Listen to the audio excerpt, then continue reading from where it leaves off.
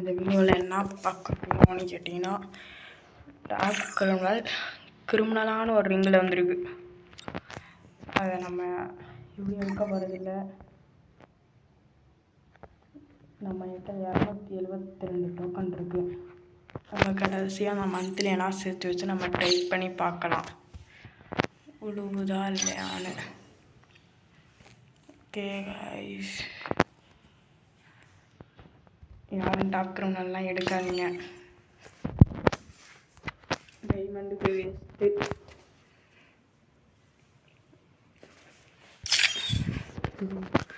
600 diamond கேட்டிருக்காங்க. ஒருத்தலையானு கமெண்ட்டில் சொல்லுங்கள்.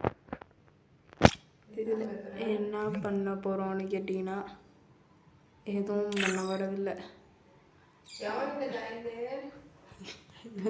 பிரச்சனை